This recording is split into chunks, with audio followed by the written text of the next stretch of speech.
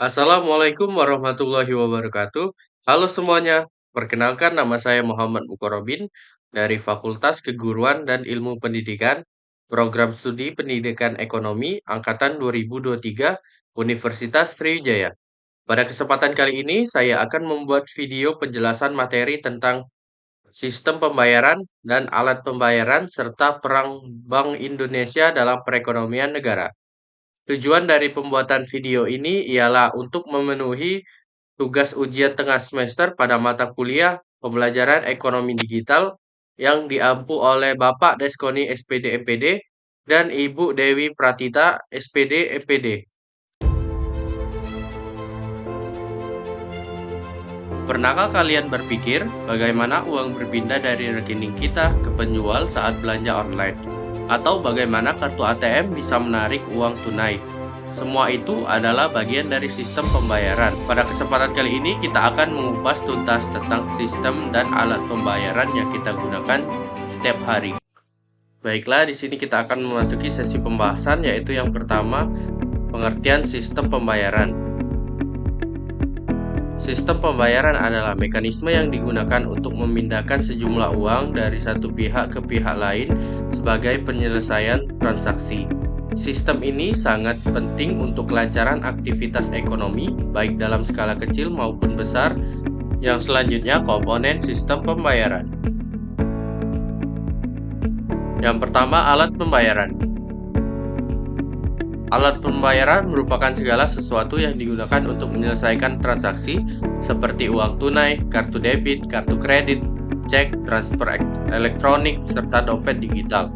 Alat-alat ini berfungsi sebagai media pertukaran yang sah dan diakui dalam kegiatan ekonomi. Yang kedua, saluran pembayaran. Saluran pembayaran adalah media atau jalur yang digunakan untuk mengakses alat pembayaran tersebut. Contohnya termasuk ATM, mesin EDC, mobile banking, internet banking, dan aplikasi pembayaran digital. Yang ketiga, perangkat hukum. Agar sistem ini berjalan dengan aman dan terpercaya, diperlukan perangkat hukum berupa aturan dan regulasi yang mengatur praktik pembayaran.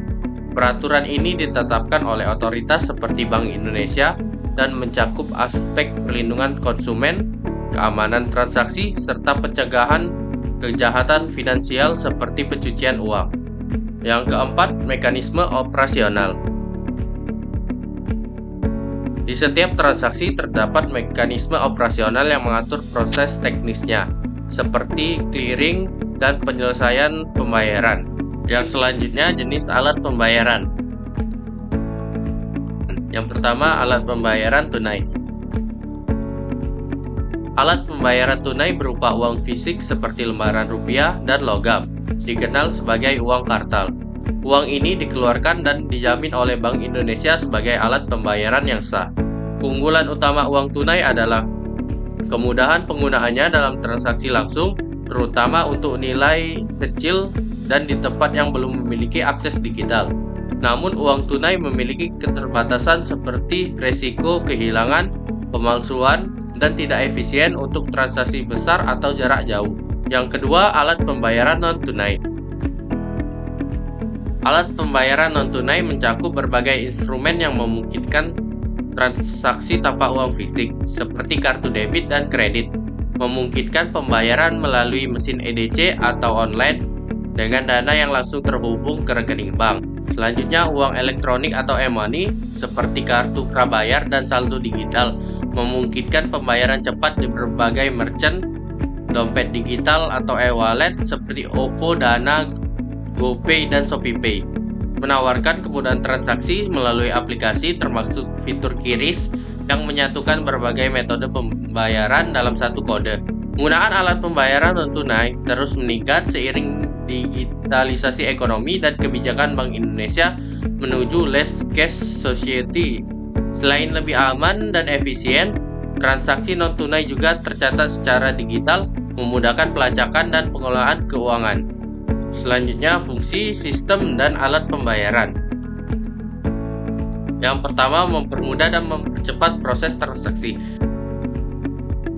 Sistem pembayaran yang efisien dapat memungkinkan individu dan pelaku usaha melakukan transaksi dengan cepat dan praktis. Dengan hadirnya alat pembayaran non-tunai seperti kartu debit, e-wallet, dan QRIS, masyarakat tidak perlu lagi membawa uang fisik dalam jumlah besar. Proses jual beli, pembayaran, tagihan, hingga transfer dana dapat dilakukan dalam hitungan detik, bahkan lintas wilayah dan waktu. Hal ini sangat penting dalam mendukung aktivitas ekonomi yang dinamis dan berbasis teknologi.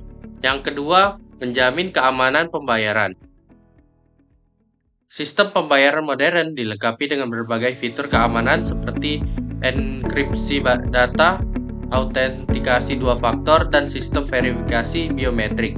Hal ini bertujuan untuk melindungi pengguna dari risiko pencurian, penipuan, dan kebocoran data. Yang ketiga, menjaga stabilitas ekonomi. Sistem pembayaran yang struktur dan diawasi dengan baik berperan penting dalam menjaga stabilitas ekonomi nasional.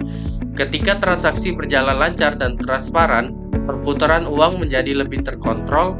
Bank Indonesia sebagai otoritas sistem pembayaran dapat memantau aliran dana, mengendalikan inflasi, dan merespon krisis keuangan dengan lebih cepat. Yang keempat, memfasilitasi mobilitas aliran dana. Sistem pembayaran memungkinkan dana berpindah dari satu pihak ke pihak lainnya secara efisien, baik dalam skala lokal maupun global. Hal ini mencakup transaksi antar individu, perusahaan, dan lembaga pemerintah. Yang selanjutnya, peran Bank Indonesia dalam perekonomian negara. Bank Indonesia atau BI memiliki peran yang sangat strategis dalam menjaga kelancaran dan stabilitas sistem pembayaran nasional.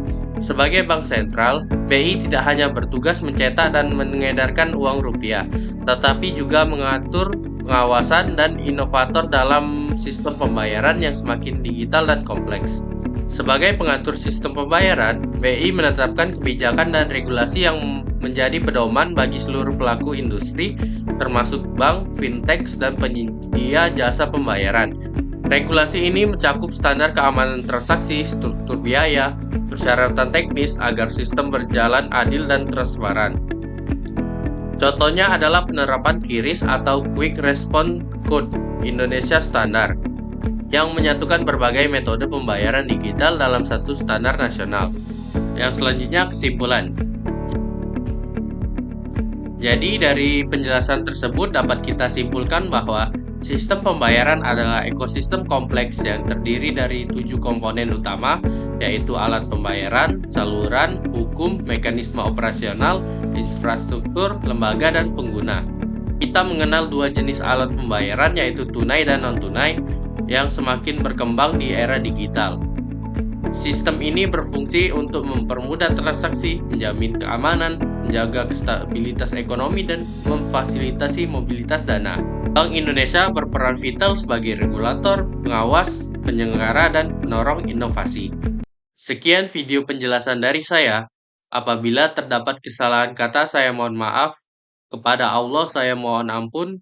Saya akhiri. Wabillahi taufik wal hidayah. Wassalamualaikum warahmatullahi wabarakatuh.